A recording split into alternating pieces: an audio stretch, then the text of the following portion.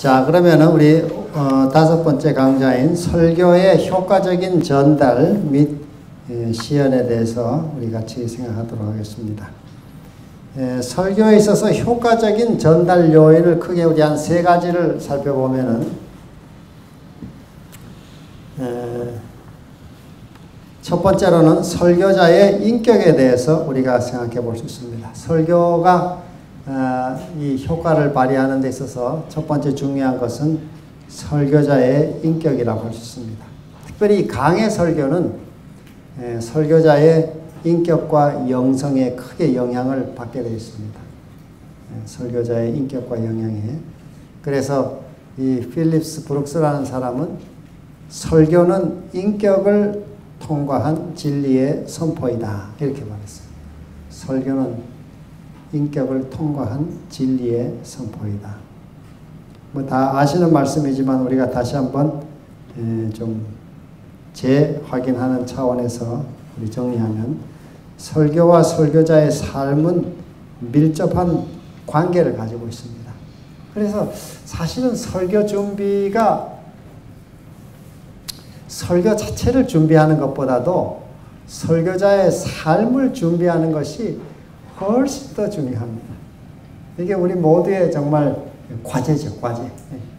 저나 여러분이나 다 이렇게 설교자로 살아간다고 할 때 매일의 삶을 관리하는 것이 설교 준비에 더 우선시해야 될 부분이죠. 우리는 뭐 이렇게 책상에 앉아가지고 성경 펴놓고 연구하고 뭐 이 책 여러 개 좀 찾아가지고 하면은 뭐 설교 준비를 한다고 생각하지만은 사실 설교 준비의 더 큰 부분은 매일매일의 우리의 삶이라고 할 수 있습니다. 왜냐하면 이 청중은 항상 그 근원을 감시합니다. 설교자의 이렇게 말이 나올 때 그 근원을 감시합니다. 이 사람의 저 삶의 그 뒷부분은 어떤가? 그걸 항상 보죠, 이렇게. 우리가 설교 들을 때도 그렇잖아요. 설교를 들을 때도 그 암흑에 나와서 뭐라고 얘기하면 항상 그 사람의 이렇게 그 뒤의 모습을 자꾸 생각해 보는 게 우리 사람의 본능이 같아요. 그러니까 회중들이 그렇게 늘 생각합니다. 설교를 들으면서 이 설교자의 삶의 근원을 늘 이렇게 평가하는 것이죠. 그래서 청중은 늘 그 설교자의 인격과 말 사이의 일치를, 진실을 추구하는 것입니다. 그래서 아까 말씀드린 그 브룩스라는 사람은 우리가 설교가 힘이 없는 이유는 진리에 대한 실패가 아니라, 진리가 실패한 게 아니라 설교자의 사람됨이 실패하기 때문에 그렇다. 뭐 이렇게 지적을 해놨습니다. 우리 늘 함께 우리가 고민하고 또 도전하는 매일의 과제입니다. 여러분이 함께 그런 일을 더 다듬기 위해서 이 자리에 오신 것이라고 생각합니다. 치료봉사 469페이지에 언행이 일치되는 생애에는 유창한 말보다 더욱 강력한 웅변이 있다.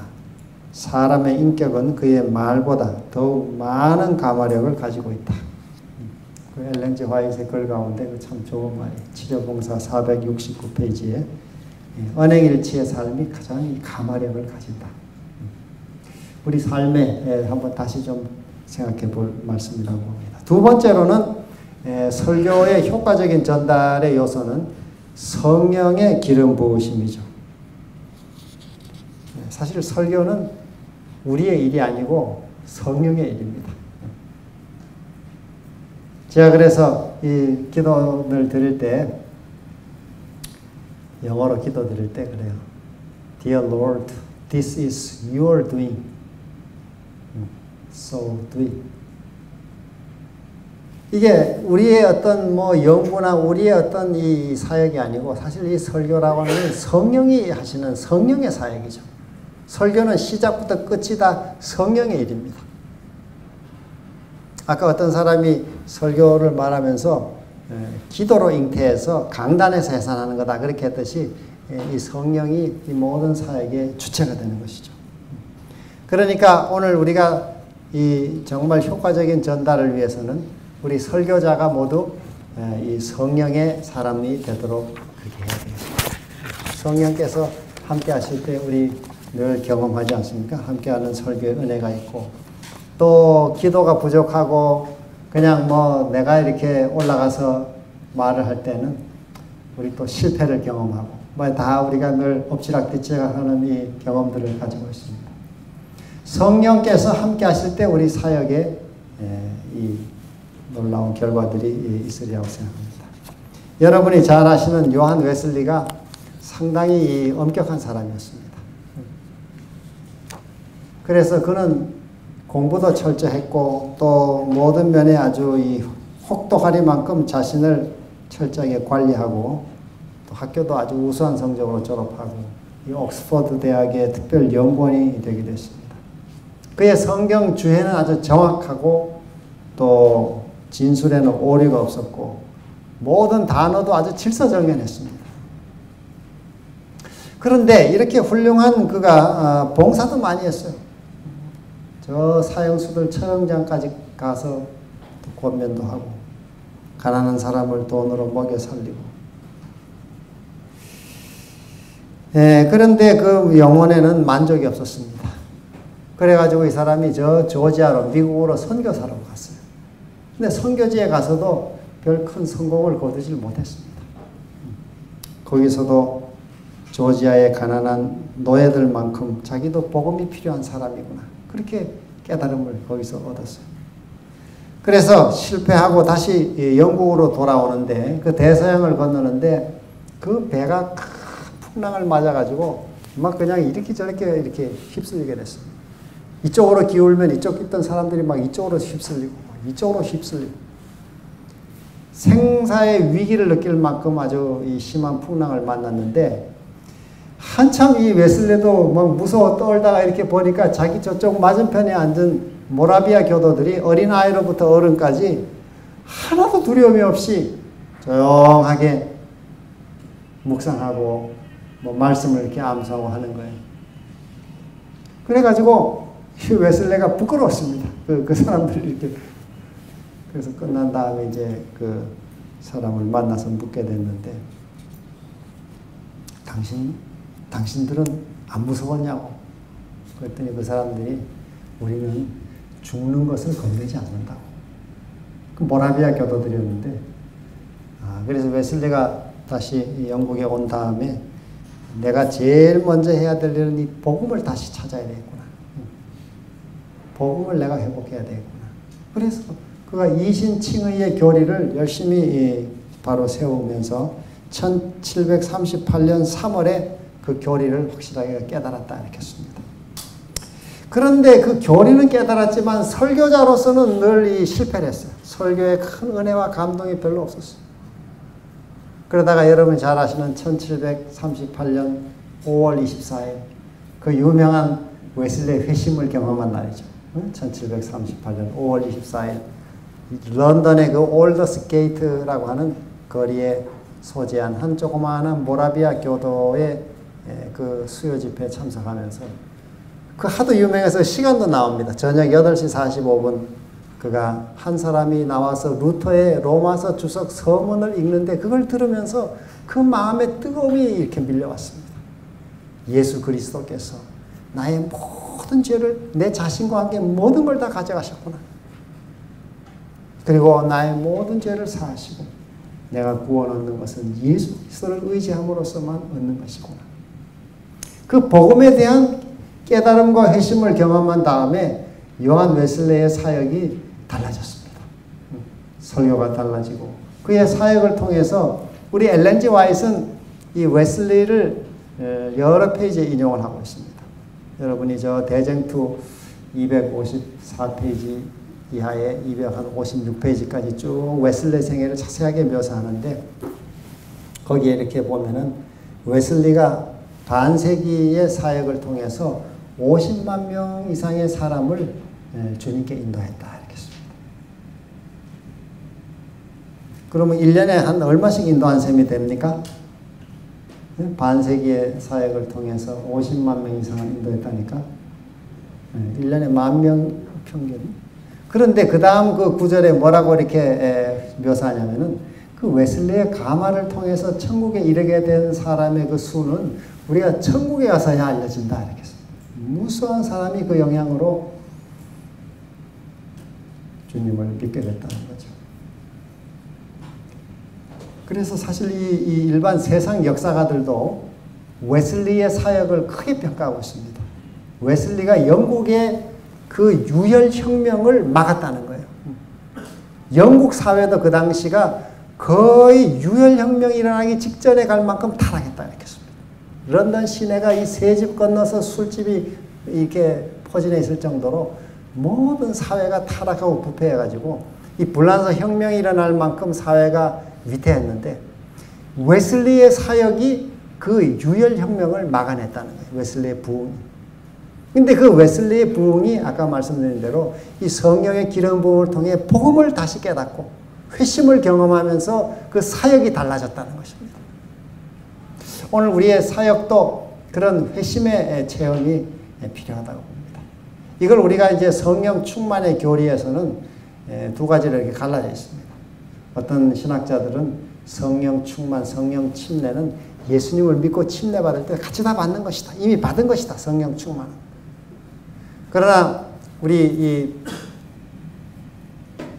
또 다른 견해는 성령 충만은 성령 침례는 다 예수님 믿을 때 받는 건 사실이지만은 그러나 그 성령 충만의 강도와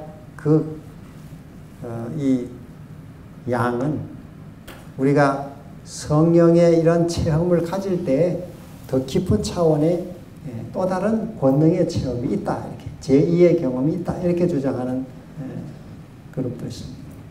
사실 저는 예수님을 믿을 때 믿는 자체가 성령을 받은 증거죠. 고린도전서 12장 3절에 우리가 예수 그리스도를 주라 시인하는 것 자체가 성령을 받은 증거인데 그러나 성령의 임재가 늘 같이 있지만은 그러나 이 웨슬리의 체험처럼 성령의 강력한 역사의 체험이 또 있을 수 있다고 저는 보고 있습니다. 그래서 우리도 매일 이 성령의 충만의 체험을 더 깊이 들어가는 그 은혜가 필요하다고 봅니다. 그것이 우리로 설교 사역에도 이런 효과적인 전달을 가져올 수가 있게 될 것입니다. 이 설교학의 저자들이 제가 이렇게 쭉 책을 좀 읽어보니까 우리가 이런 설교자로 능력을 받기 위해서 꼭 이렇게 최신 지식을 다 갖춰야 되는 건 아니라 이렇겠습니다. 뭐 그런 것들을 좀 활용하는 건 좋은 일이지만은 그리고 또 모든 체험을 다 해봐야 되는 거 아니죠. 노동자들에게 가마를 끼치기 위해서 내가 노동 현장에 가서 뭐 몇 달 다 체험을 해야 되겠다. 굳이 그렇게 다 할 필요는 없는 것입니다. 모든 사람이 가지고 있는 공통적인 그런 경험을 우리가 더 깊이 확인하는 거죠. 그 공통 경험은 무엇입니까? 우리 모두는 죄인이고 우리는 은혜가 필요하다는 그 복음입니다. 복음. 결국 복음에 깊이 들어가는 체험이 우리에게 필요한 것입니다. 자, 세 번째로는 효과적인 전달을 위한 요소에는 크게 두 요소가 있습니다. 하나는 내용이고 하나는 전달 방법이죠. 내용과 형식같이 모든 이 설교 효과를 판단하는 두 기준은 내용이 어떤 것이냐 그게 하나고 또 하나는 내용이 아무리 좋더라도 전달하는 방식이 좋아야 하는 것입니다. 설교의 전달 방식이 좋아야 하는 거죠. 이 알버트 메라비안이라는 사람은 다음과 같이 연설 효과 요인을 분석해 냈습니다. 이 사람이 분석해 놓은 걸 보면은 연설 효과에 있어서 언어는 7% 효과를 가져오고 그 다음에 음성은 38%, 그 다음에 표정이 55%. 그래서 이 전달 과정에 이 모션이나 또 그 표정이 매우 크게 영향을 주는 것을 볼 수 있습니다. 그래서 사람이 이제 이런 언어보다 그가 가지고 있는 비언어의 이 모습하고 충돌이 될 때에는 사람이 비언어적인 것을 더 믿게 되어 있습니다. 말로 하는 것보다. 그 어떤 설교를 할 때 설교자가 확신에 찬 모습과 태도로 하게 되면은 그 언어의 말 내용보다도 그 표정에 더 이렇게 사람들이 확신과 감정, 응답을 갖게 되는 것이죠. 그래서 우리의 이 전달 과정이 아주 중요하다고 하는 것입니다. 자, 그래서 우리가 참고로 좀 가져야 될 설교 전달에 참고할 사항들은 첫째로는 입으로 발성되지 않는 언어도 전략적으로 중요하다. 꼭 말로만 하지 않더라도 비언어도 전략적으로 아주 중요하다 하는 것입니다. 두 번째, 효과적인 전달은 열정, 열망에서 시작된다 하는 것입니다. 우리 엘렌 G 화이트 이것은 그 어디 복음교역자인가 어디 인용이 되어 있는데 그 토마스 롱이라고 하는 이 사람이 캔터베리 대주교와 연극 배우 토마스 베터튼 사이에 있었던 재미있는 이야기를 소개했습니다. 여러분도 이 이야기는 우리 엘렌 G 화이트 글에서 다 읽어보셨죠? 이 캔터베리 주교와 연극 배우 토마스 베터튼과의 대화인데 이 캔터베리 대주교가 이 배우에게 물었어요. 우리 설교자들은 아무 감동도 주지 못한 채 회중들을 냉담한 상태로 남겨두는데 어떻게 당신네 연극 배우들은 청중들을 그렇게 감동시킵니까? 그 배우가 뭐라고 대답했다고요? 토마스라는 배우가? 여러분 다 기억납니까? 배우가 뭐라고 대답했어요? 네. 우리 배우들은 사실 그 다 써놓은 이 대본, 가짜를 가지고 진짜처럼 열연을 하니까 감동을 주는 거라고. 근데 목사님들은 사실 진리를 가지고 얘기하는데 뭐 별 열정을 가지고 얘기를 안 하니까 아무런 감동이 없다고. 설교자들은 너무나 자주 실제 사실을 말하면서도 뭐 그냥 가상적인 얘기를 하듯이 이렇게 하니까 감동이 없다는 거예요. 그래서 어떤 이 설교학 책을 쓴 분들은 좀 연극하는 그 이 배우들의 그 연기 같은 걸 조금 이렇게 참고하는 게 좋다는 거죠. 배우는 게. 여러분 이 텔레비 이렇게 뭐 드라마든 영화든 그 사람 우리나라 텔레비 드라마에 자주 하는 눈물 연기. 그 뭐 하면 드라마 쭉 눈물 흘리는 거 있죠? 저희 조카가 어릴 때 초등학교 한 뭐 1학년인가 이런데 너는 커서 뭐 하냐 했더니 배우 탤런트 하고 싶다고. 배우가 맞나요? 뭐라 그러면 그거 연예인 하고 싶다고. 연예인. 그래서 그러면서 지 나름대로 뭐 어디 인터넷을 하고 그 어린 초등학생이 눈물 연기 뭐 이런 걸 지난대로 연습해가지고 제가 한번 눈물 해봐라 이러면 그렇게 해가지고 눈물을 쫙 흘려요. 어떻게 흘리냐 했더니 매우 슬픈 상황을 이렇게 상상을 해갖고 자기를 거기다 자꾸 상황을 그렇게 이렇게 몰입하면은 그렇게 눈물이 나온다는 거예요. 그래서 그 어린아이가 제가 눈물 흘리는 거 보고 참 신기했어요. 얘도 벌써 이렇게 초등학교 어린애도 어디 인터넷 들어가가지고 눈물 연기를 배워가지고 연기를 하더라고요. 그래서 그런 좀 참고할 만한 것들이 있으면 우리가 좀 참고해서라도 이 진리의 말씀을 열정을 가지고 열망에서 효과적인 전달이 시작된다 하는 것입니다. 그 다음에는 이제 리허설을 하는 것입니다. 리허설. 한번 해보시면 이게 도움이 많이 됩니다. 설교를 여러분이 원고를 만드신 다음에 일단은 큰 소리로 좀 읽어보시면 좋아요. 원고를 이렇게 뭐 저도 안 읽고 할 때도 있고 읽어보고 할 때도 있고 소리 내서 읽으면은 이게 책상에 앉아 쓸 때는 뭐 굉장히 잘 쓴 것 같아도 실제로 읽어보면은 그 전달에 있어서 이게 이 표현은 적합하지 않구나 이런 거를 눈에 이게 들어옵니다. 그러면 우리가 좀 다듬을 수가 있습니다. 소리를 내서 읽어보면은 다릅니다. 그래서 이제 이 큰 소리로 한번 쭉 읽어가면서 좋은 생각이 다시 좋은 표현이 떠오르기도 하고 또 어떤 것들은 고치기도 하고 그래서 그게 상당히 도움이 많이 됩니다. 일단 그렇게 리허설을 자꾸 해보고, 그 다음에 어디 뭐 이렇게 강단에서 연습을 할 수 있으면 또 한번 해봐도 좋죠. 그러나 원고를 크게 읽는 것만 해도 매우 도움이 많이 됩니다. 그냥 타이핑만 해가지고 준비했다 그냥 올라가면은 거기서 이게 좀 어떤 때는 실전에 벌써 나가 올라갔는데 잘 안 맞고 하면은 어려우니까 미리 한번 소리내서 읽어보고 몇 차례 읽으면서 다듬으면은 훨씬 도움이 됩니다. 자, 그 다음에 피드백을 실시하는 거죠.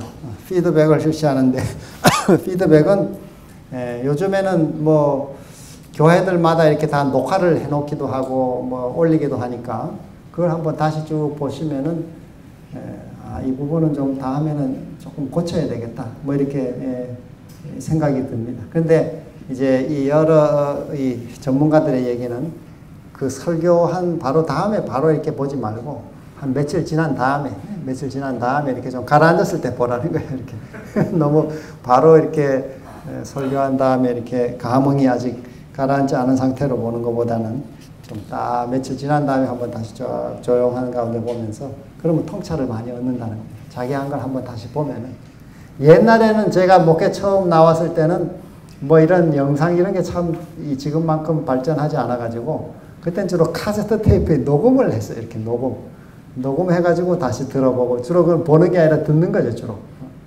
그때 합회장님도 녹음해서 다 보내라 해서 그분이 그 바쁘신 분이 아마 그걸 다 이렇게 설교를 듣고 전도사들 또 이렇게 다 코멘트를 해서 편지를 보내주시고 그랬던 옛날 그 벌써 오래전 얘기죠. 한 30년 전 얘기인데. 근데 지금은 다 이렇게 영상들을 다 찍으니까 음성뿐 아니라 모습까지 다 볼 수 있잖아요. 아, 그 내가 좀 이 제스처가 좀 어색했구나. 또 너무 뭐 톤이 일정했구나.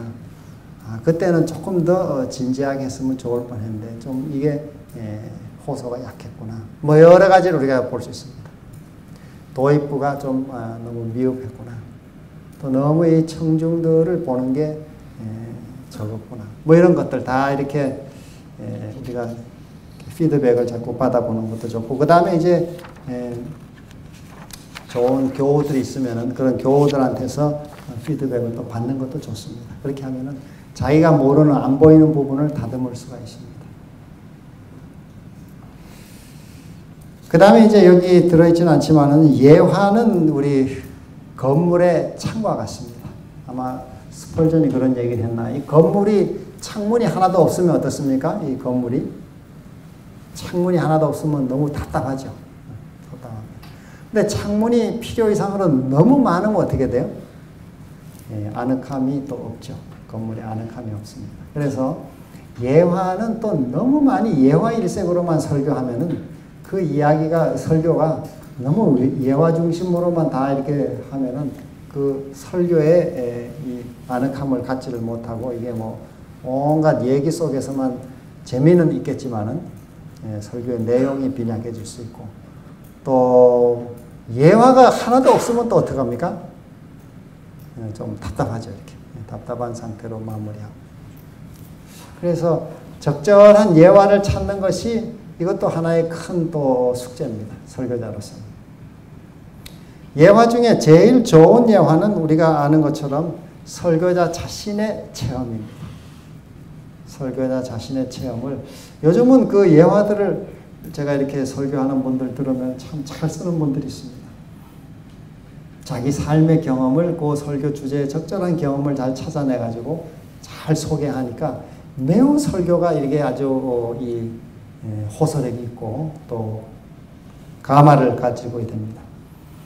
자, 제일 좋은 예화는 설교자의 체험하고 청중의 체험이 일치하는 예화죠. 그게 제일 좋은 예화예요. 그러니까 청중들도 그런 경험을 했고 설교자도 그런 체험을 가진 그 같은 경험을 가지고 그 설교 주제에 그것이 연결되면 제일 좋은 예화고, 두 번째로 좋은 예화는 설교자는 체험을 하지 못했지만은 지식적으로 갖는 체험, 간접 체험이 청중들의 실제 체험과 일치할 때 그것도 아주 좋은 체험. 청중들이 그런 체험을 가진 사람이 교우인들이 많이 있는데 설교자는 그 체험은 없지만은 지식적으로 책을 통해서든지 그런 간접 체험을 가지고 그걸 그런 예화를 쓰면은 청중들이 매우 공감을 하고 이해를 갖게 되는 것입니다. 그 다음에 세 번째로 좋은 예화는 설교자의 직접 체험과 또 이 청중의 간접 체험. 청중은 간접으로 그걸 체험하고 설교자는 직접 체험한 거예요. 근데 청중들은 그런 직접 체험은 없고 간접 경험으로 이렇게 겹쳐질 때 좋은, 세 번째로 좋은 예화고, 네 번째 좋은 예화는 둘 다 간접 체험을 나눌 때 그것도 역시 일치하는 체험이 될 수 있습니다. 서로가 공감할 수 있고. 그러나 제일 안 좋은 예화는 청중도 모르고 또 설교자도 전혀 모르는 사건을 추상적으로 이렇게 설명할 때 그건 별 효과가 없다고 이렇게 보여집니다. 자, 그래서 설교 전달에 있어서 이 몇 가지 요소들을 우리가 좀 염두에 두고 또 우리 전달하는데 사용하면 좋겠다 생각합니다. 혹시 뭐 여기에 대해서 좀 더 말씀하실 거 있습니까? 전달에 있어서 어떻게 이 딜리버리가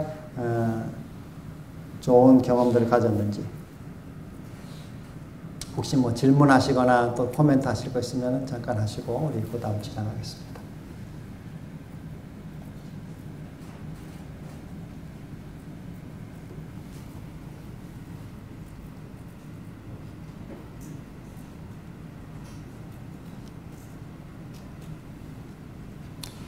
자, 그러면은 우리 설교자의 준비에 대해서 우리 몇 가지 좀 생각해 보도록 하겠습니다. 설교자의 준비는 항상 준비해야 된다는 겁니다. 항상 준비해야 된다. 물론 목회자도 우리가 뭐 휴가도 하고 하긴 하지만은 이 영적인 이 사역에는 따로 휴일이 없다는 거예요. 어디가 쉬더라도 사실은 휴일이 없는 거죠. 늘 쫓기듯이 이렇게 설교를 하게 되면은 늘 아쉬움을 남기게 됩니다. 어떤 설교자가 설교 준비는 충실하게 하지 않고 설교 시간이 점점 다가오니까 초조해하면서 주님이시여 저를 십자가 뒤에 감추어 주십시오. 이렇게 기도를 하고 설교했다는 거예요. 근데 그 설교자의 설교가 정말 주님이 드러나고 또 그 십자가에 감춰지는 것이 아니라 자기의 부족함이 다 드러나게 되는 것입니다. 사람이 할 수 있는 일을 우리가 하고 그 다음에 하나님의 은혜를 구하는 것이 필요하죠. 자, 첫 번째로 설교자에게 있어서 중요한 것은 자기 자신을 먼저 준비하는 것입니다. 특별히 우리 목회자들로서 이제 좀 자기 관리가 필요한 부분이 뭐냐면은 이 쓸데없는 시간을 많이 그냥 보내게 될 위험이 있습니다. 뭐 어디 우리가 출근을 하는 것이 아니기 때문에 자기가 시간 관리를 하기 때문에 이 자기 관리를 소홀히 할 위험이 많이 있는데 특별히 언제 이렇게 이 시간을 많이 보내냐면은 오전 시간을 허비할 가능성이 많은 거죠. 일반 직장인들은 아침에 출근을 하니까 오전에 가서 뭐 딱 이렇게 시간이 매이니까 그럴 시간이 없는데 이제 목회자가 자기 시간이 이건 관리를 스스로 하다 보니까 그 오전 시간을 뭐 방문이나 이런 것이 따로 없는 경우는 좀 이렇게 알아서 여유 있게 지내다 보니까 이 시간이 그냥 낭비될 위험이 많이 있는 것입니다. 어떤 때는 뭐 뉴스 시청하든지 또 인터넷 서핑을 하든지 이렇게 하다가 보면은 오전 시간이 막 그냥 다 지나가 버리고 어떤 때는 그냥 오후 시간도 날아가 버리는 경우가 있죠. 그러니까 이게 우리가 특별히 자기 관리가 이제 필요한 부분이에요. 그래서 가급적 우리 좀 나름의 원칙을 정해가지고 오전 시간에는 내가 좋은 이 독서를 꼭 해야 되겠다. 이 시간에는 이 좋은 생각을 얻는 이 시간으로 내가 오전 시간은 꼭 보낸다. 다른 사무적인 일이나 뭐 뉴스나 이런 것들은 내가 오후에 그 좀 느슨해진 시간에 이건 내가 하고 오전 시간은 내가 독서하고 연구하는데 집중하겠다. 이렇게 나름대로 시간 관리의 원칙을 정해놓고 실천해 나가면은 우리가 시간 관리, 시간 사용을 좀 더 잘 활용할 수 있으리라고 보여집니다. 또 뭐 전화할 일도 많고 그렇지만은 그런 것들은 오전은 가급적 피하는 것이죠. 우리가 한번 해보시면 다 그렇게 경험하지 않습니까? 좋은 독서나 이런 걸 아침 시간에 그때 딱 하는 것이 매우 생산적이죠. 근데 오후에 벌써 책을 오후에 읽으려고 하다 보면은 벌써 뭐 방해도 많고 뭐 전화도 자꾸 오고 뭐 이 사람도 만나야 되고 하다 보면은 사실 독서에 집중하기가 어렵습니다. 그래서 하여튼 자기 관리를 우리가 이 하나의 중요한 나름 원칙으로 정해서 좀 관리하는 것이 필요합니다. 자기 훈련, 자기 관리. 두 번째는 우리가 기도 생활이죠. 뭐 다 잘 아시는 부분입니다만은 상당히 이 기도 생활은 설교자에게 있어서 매우 중요한 부분입니다. 제일 처음 강의 첫 부분에 말씀드린 대로 어떤 사람은 기도로 잉태해서 설교를 기도로 잉태해서 강단에서 해산하는 거다. 이렇게 할 정도로 기도가 설교에는 매우 중요한 요소입니다. 근데 우리 사실 다 알고 있습니다만은 뭐 저를 포함해서 이 기도를 많이 하면 좋다 하는 건 다 알고 있는데 실천이 문제죠. 실천이. 이게 늘 사실 이 과제입니다. 그래서 저도 이 기도도 기도하게 해달라고 또 기도해야 되지 않나 이렇게 생각이 들어요. 자기 마음으로는 기도하고 싶지만은 기도가 잘 안 되는 경우가 있어요. 저도 이제 일부러 제가 뭐 여기 이제 뭐 대학에도 목회자들이 많이 있으니까 뭐 설교를 다 돌아가면 다 우리가 배정하기가 좀 어려워요. 그래서 요즘 말로 일자리 창출, 목회자들의 일자리 창출 차원에서 새벽 설교를 우리가 좀 여러 나눠 배정도 하고 이렇게 하는데 또 어떤 설교자는 이거 새벽에 설교하는 거 다 힘들다고 피곤하다고 뭐 다 그런 건 아닌데 그래서 제가 이번 9월 2학기 들어오면서는 힘들면 그저 내가 한 달 그냥 한다 이렇게 생각하고 이제 일자리 창출의 이 기회를 별로 탐탁지 않게 생각하기 때문에 내가 대신 다 귀찮다고 하니까 내가 하겠다 이러고 이제 아침에 이렇게 하는데 새벽에 이렇게 또 시간을 맡으니까 이걸 스스로 자기가 이제 하나의 영적인 좀 이 틀을 그냥 만들어 놓는 것이죠.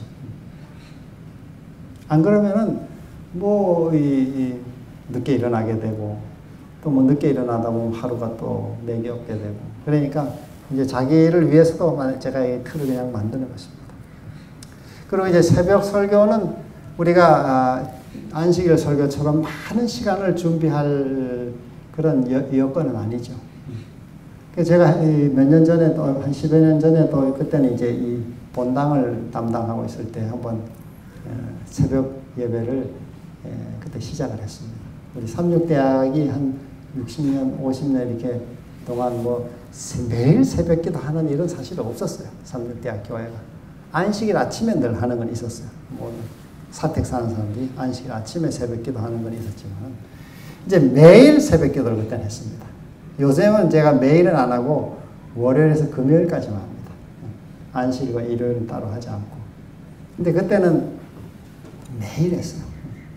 근데 저는 새벽 기도를 어려서 배워본 적이 없어요. 그러니까 뭐 배운 적도 없는 걸 그냥 무대뽀로 그냥 저도 시작을 한 거죠. 그리고 2년 동안 매일 아침 설교를 했습니다. 거기 뭐 어른들도 많이 나오시지만 제가 설교를 한 번도 배정 안 하고 매일 제가 설교를 했는데 그때 이제 해보는 방식을 제가 한번 이렇게 보니까 아침 새벽 설교는 거의 큐티 차원의 준비입니다. 그 정도 너무 뭐 연구를 많이 할 시간이 없는 것이죠. 매일 그건 해야 되니까. 그래서 그런 거는 제가 경험적으로 어떤 이 책을 하나씩 하는 게 좋다 이걸 배웠어요. 예를 들어 에베소서 뭐 한 주일, 빌립보서 한 주일, 뭐 골로새서 한 주일, 조금 큰 책은 뭐 히브리서 같은 거 한 2주, 계시록은 뭐 한 3주, 4주 이렇게, 창세기 뭐 한 4주 이렇게 해서 교인들도 이 뭔가 기대감을 성취감을 갖는 걸 다 원합니다. 뭐 계속 무슨 주제인지도 없이 설교하면은 좀 기대감이 없는데 이번 한 주는 우리가 새벽 예배에서 빌립보서를 공부하는구나. 그렇게 해서 그 설교는 거의 주제가 하나나 둘 정도 우리가 교훈을 담아가지고 본문을 우리가 설교하는 거죠. 근데 본문을 생짜로 아침에 혼자 묵상해가지고 뭐 교훈을 만들어내기에는 보통 어려운 일이 아닙니다. 그래서 저는 그 분야에 아주 잘된, 아주 훌륭하게 잘된 설교집이나 연구집을 제가 한 몇 권 삽니다. 골로새서면 골로새서 사가지고 그걸 새벽에 좀 참고하는 거죠. 참고하는 거예요. 그 일일이 뭐 깊이 유명한 설교자들처럼 다 그걸 하기에는 뭐 너무 시간이 없죠. 아침에 그것만 하고 있는 수가 없으니까. 그래서 그렇게 해서 우리가 한 뭐 3권이나 4권 또 좀 좋은 책을 사서 참고를 하면은 본문을 자기도 교훈을 받고 또 한두 가지 교훈만 거기서 우리가 아침에는 다 은혜 받으러 오는 시간입니다. 제가 보니까 뭐 누가 무슨 말을 해도 다 은혜를 받아요. 새벽 시간 자체가 그런 분위기예요. 그래서 그때는 그저 한 가지, 2가지 정도만 딱 결론을 제시하고 좋은 카피를 제목으로 내서 그날 설교하면 그게 하루 종일 그 제목을 가지고 하루를 우리가 살아갈 수 있습니다. 그리고 나서 이제 새벽 설교를 마친 다음에 바로 와서 그 자리에서 내일 설교문을 바로 타입하면은 아주 쉬워요. 제가 해보니까. 그러면은 시간도 많이 안 걸리고 연속 오늘 문서 뭐 몇 월 며칠 설교 딱 했으면 그거를 다시 뭐 다른 이름을 저장해서 날짜를 다음 걸 바꾸고 이제 그 다음에 다시 우리가 독서 몇 권 해가지고 그 성경 본문 우리가 묵상하면은 좋은 설교 한 페이지만 쓰면 되니까 금방 하나 이렇게 씁니다. 그 주제 하나 이렇게 정해서. 그러면은 제가 도움이 되는 게 뭐냐면 내일 설교를 하루 종일 생각할 수 있어요. 이렇게. 하루 종일 그 생각하면서 또 뭐 어디 뭐 장례가 나든 뭐 하든 부담이 없어요. 내일 설교문 일단 다 끝냈기 때문에 이렇게 프린트아웃해서 가지고 있으니까. 그러니까 그 다음 뭐 설교하는 부담이 별로 없어요. 그리고 또 아침에 설교 마치면 잠깐 와가지고 그 자리에서 그 다음날 설교문을 준비하고. 이 새벽 설교는 그저 그 정도 큐티식으로 하면 큰 무리가 없어 보입니다. 그러면은 부담도 많이 없고 요즘에는 뭐 좋은 아주 자료들이 있으니까 그렇게. 그러나 여기 이제 유명한 설교자들의 설교 제안은 이 본설교, 이 안식일 설교나 일반 교회는 일요일 설교, 이런 설교들은 좀 깊은 연구가 필요합니다. 그거는 본문을, 우리가 그동안 배운 그 본문대로 본문을 정리해서 차근차근 연구를 일주일 내내 우리가 하는 것이고. 이제 이런 새벽 설교 같은 거는 그 정도 하면 저는 큰 무리가 없다고 보십니다. 그 다음에 이제 화요일, 그 다음에 금요일, 아까 우리 말씀하셨던 어떤 책을 하나, 엘렌 지 화이트 책을 해도 좋고, 성경의 한 책을 해도 되고, 또 연구를 이렇게 우리가 해나가면서 시리즈로 나가면은 본문을 선택하는 부담을 많이 줄일 수가 있습니다. 자, 어찌됐든 간에 이러한 여러 이제 뭐 준비들은 하지만은 그 설교가 은혜를 끼치는 그 핵심은 결국은 기도로 이거를 잉태하는 수밖에 없습니다. 기도로. 그래서 요즘같이 이렇게 바쁜 생활에 어떻게 하면 좀 우리가 기도를 좀 더 충분히 할 수 있을까? 이게 이제 우리 모두의 숙제죠. 어떻게 하면 좀 기도 생활을 더 많이 할 수 있을까요? 여러분 좀 좋은 경험이 있는 분 있습니까? 어떻게 하면 좀 기도 생활을 우리가 좀 더 늘려서 할 수 있는지?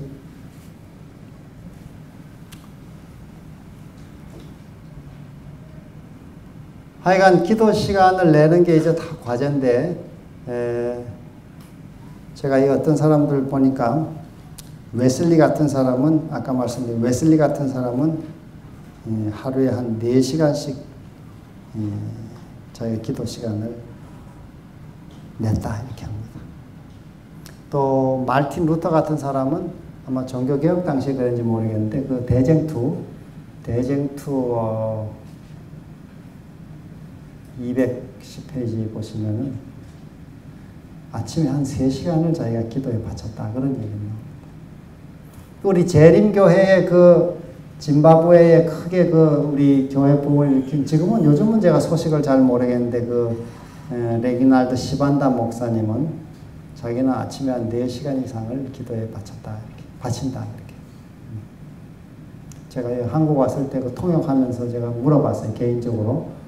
어떻게 이렇게 많이 전도를 했나. 그리고 또 전도가 그렇게 거기는 쉬우냐 이랬더니 짐바브웨도 전도가 어렵다 그래요. 자기는 아침에 한 2시에서 일어나가지고 한 8시까지 한다든가 한 6시간을 기도한다고.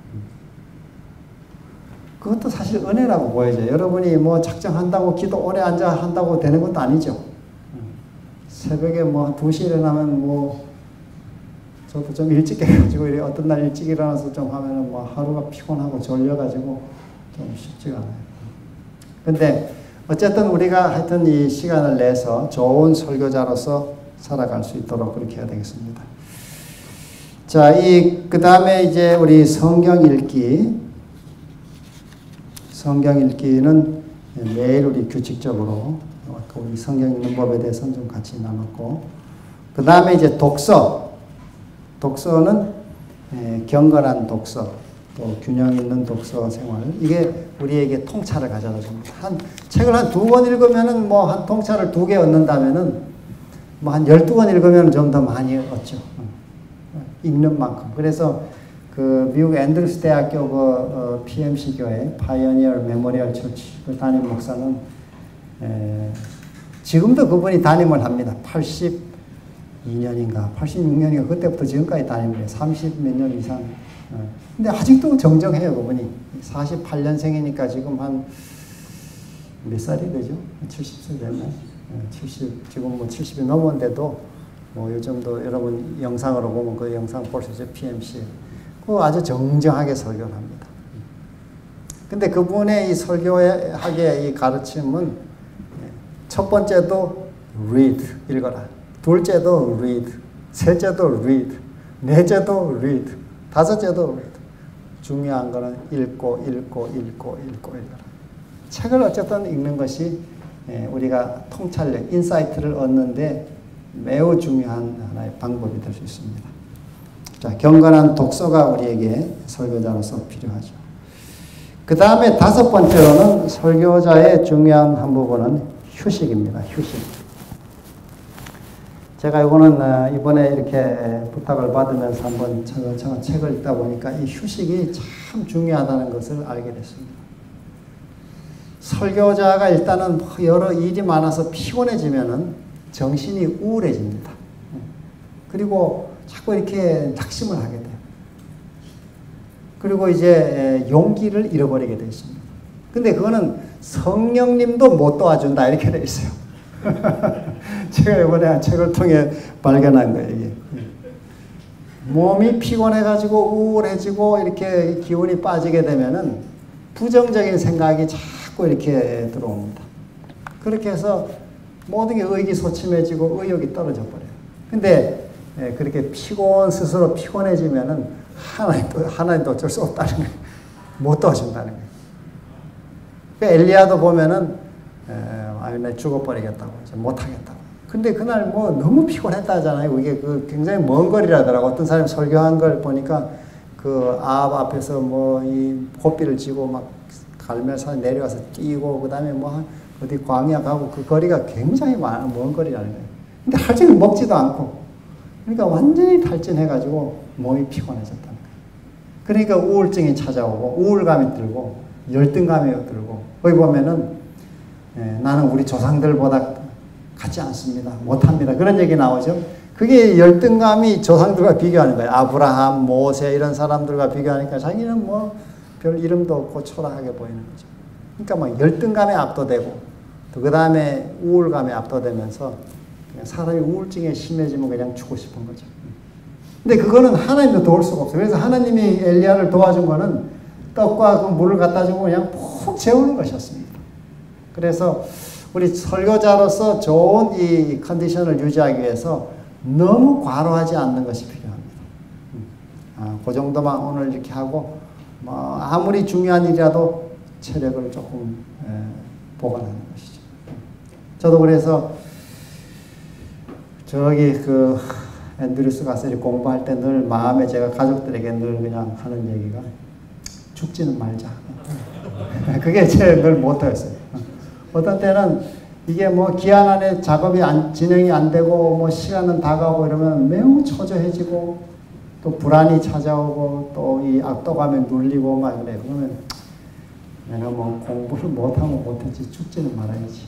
죽지는 말아야지. 그 생각. 근데 우리가 이제 자주 빠지는 과오 중에 하나가 너무 과로한 오래 앉아있고, 책상에 너무 오래 앉아있고, 뭐 저도 그렇고. 근데 요즘에는 제가 하여튼 의도적으로 이렇게 오래 안 앉아있어요.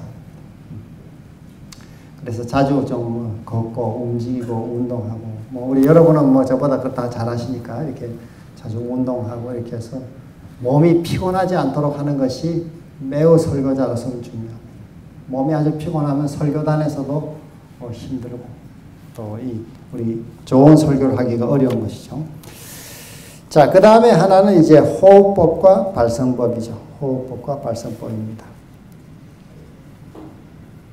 우리가 이제 이 소리를 늘 말을 해야 되기 때문에 이 말의 중요한 요소가 이 숨이죠, 숨.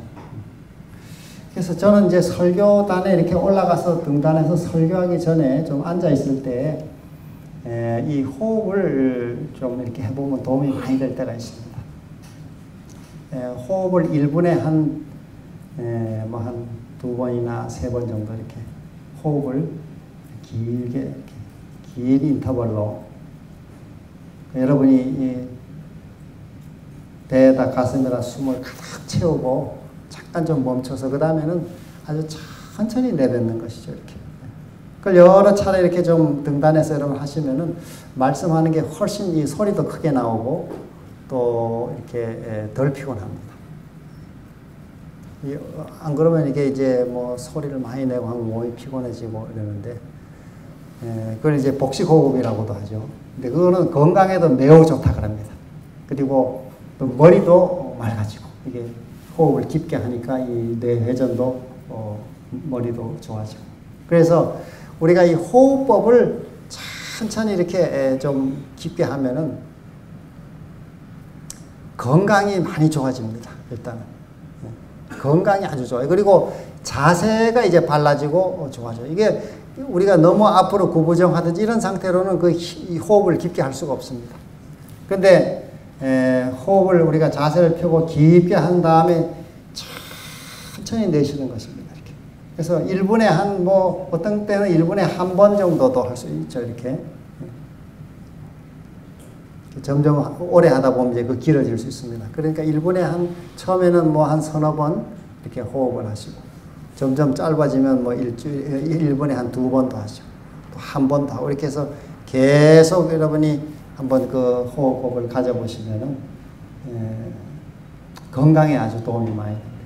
또 여러분이 아침에 개인기도 하실 때, 이렇게 일찍 일어나셔가지고 기도하실 때도 좀 호흡을 이렇게 깊게 하면은 자세도 반듯해지고, 정신도 맑아지고, 이 건강에도 좋고, 또 발성을 하는데도 도움이 많이 됩니다.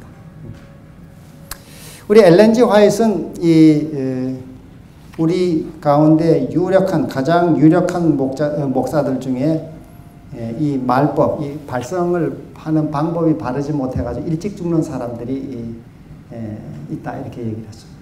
왜냐하면 이게 아랫배에 숨이 들어가서 복식에 배에 힘을 주고 소리를 내지 않고 이 가슴을 이게 혀파를 짜가지고 자꾸 소리를 이렇게 내게 되면은 폐가 금방 망가진다는 거예요. 그러면은 그런 사람은 설교를 그런 식으로 자꾸 하면은 금방 이 폐가 망가져 죽는다는 것입니다. 그리고 화이트보이는 이미 이게 어디 나온 얘기인가 하면은, 복음전도 90페이지.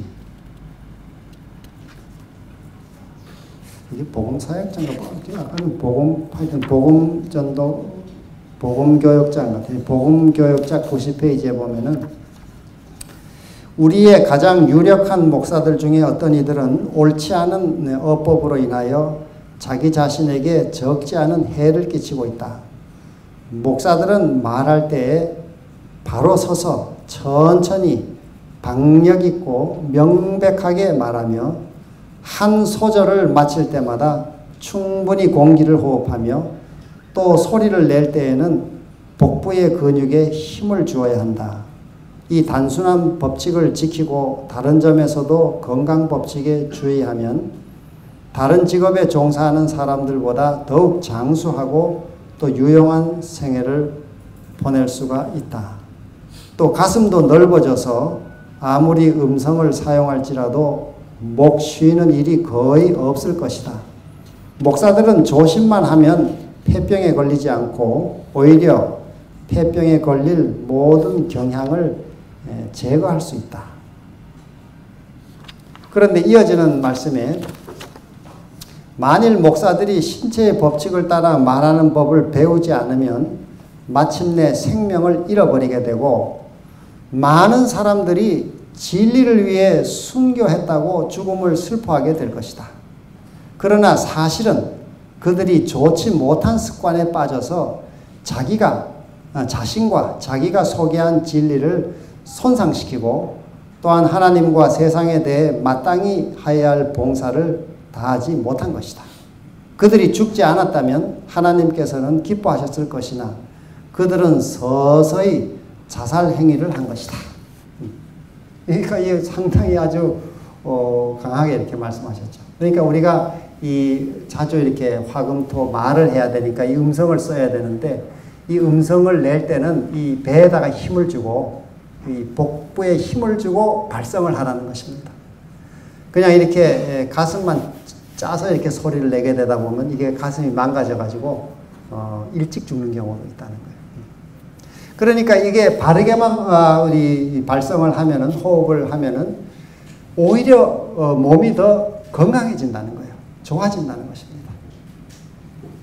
그래서 우리 목회자로서 이 설교를 자주 해야 되는 우리의 이 사역을 위해서도 우리는 이 발성법과 호흡법을 자꾸 훈련하는 것이 필요합니다. 여러분도 한번 해보시면 좋겠어요. 저도 이거 해보니까 건강에도 많이 도움이 됐습니다.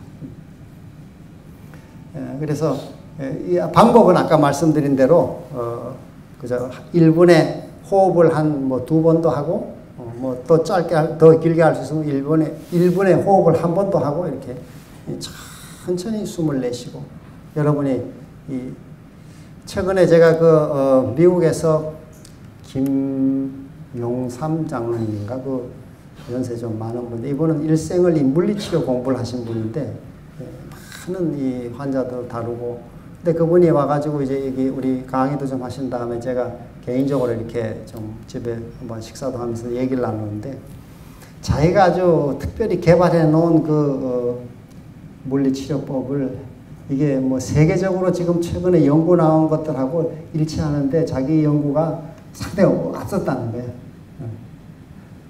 그래서 그렇게 하면은 하루에 배변을 한 번만 하는 것은 그렇게 썩 건강한 게 아니라는 거예요. 하루 3번씩 음식을 먹는데 배변은 하루에 한 번만 하고 나머지 시간 이게 이 대장에 축적을 하고 있으면은 몸의 독소가 사실은 좋지 않다는 것입니다. 그래서 어떻게 하는 것이냐 한번 실습을 해보시라 했더니 잘 안 가르쳐 주려고 그래요.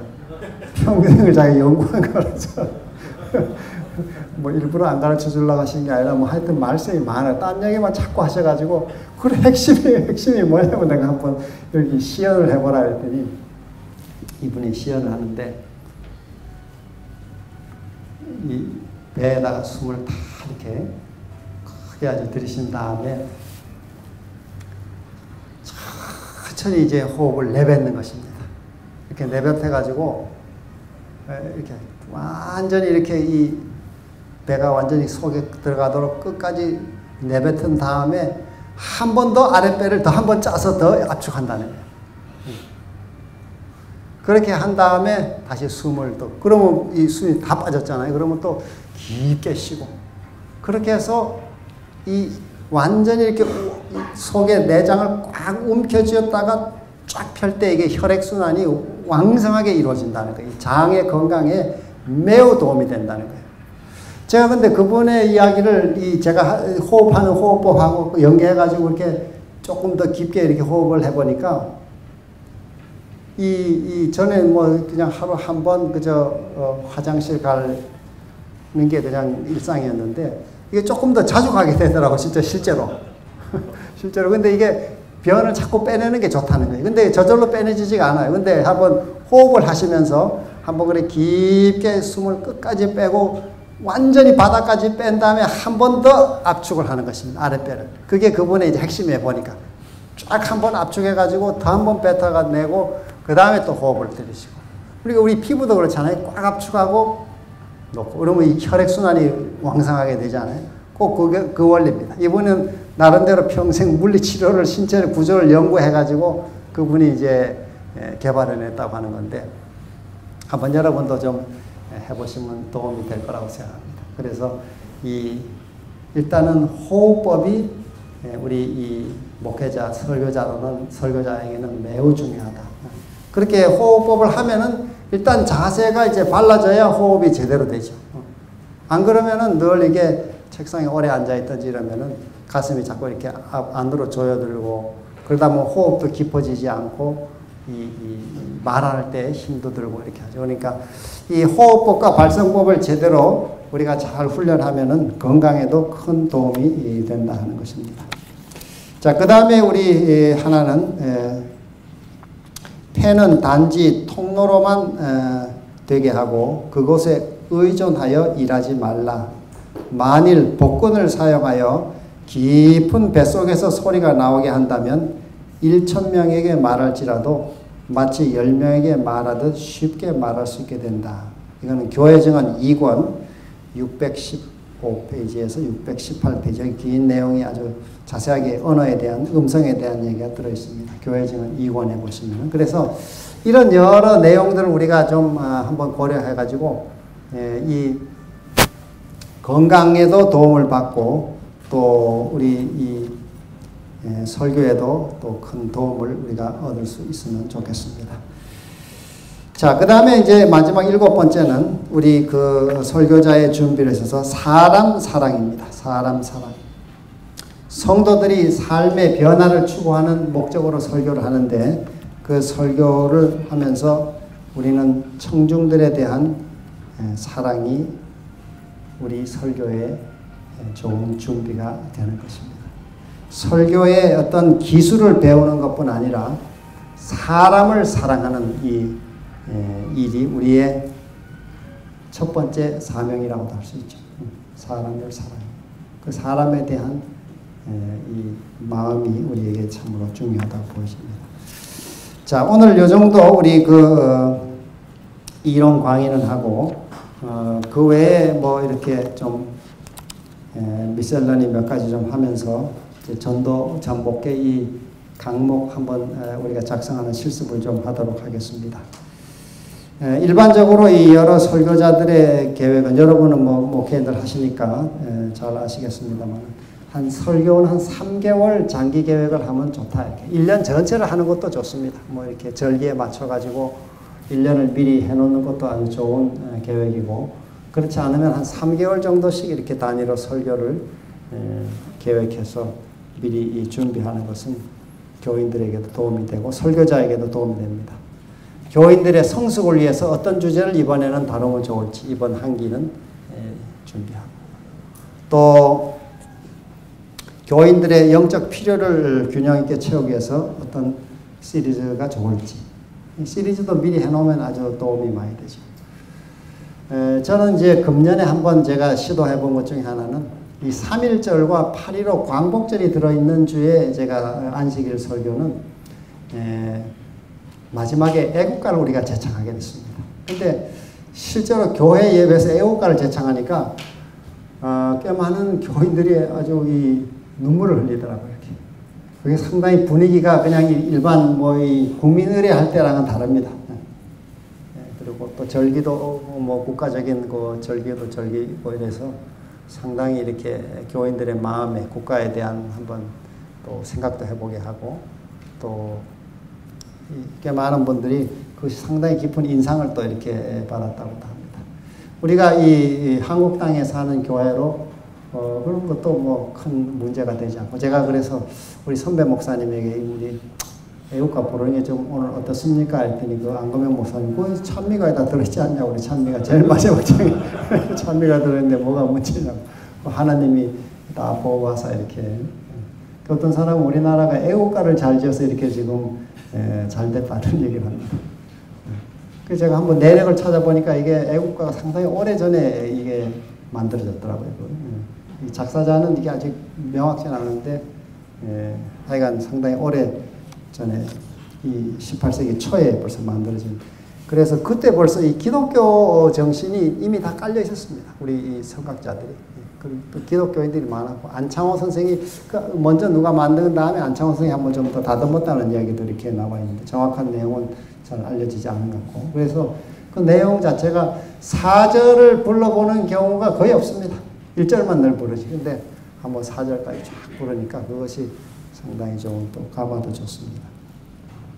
자, 말씀드린 대로 이 안식일 설교는 우리가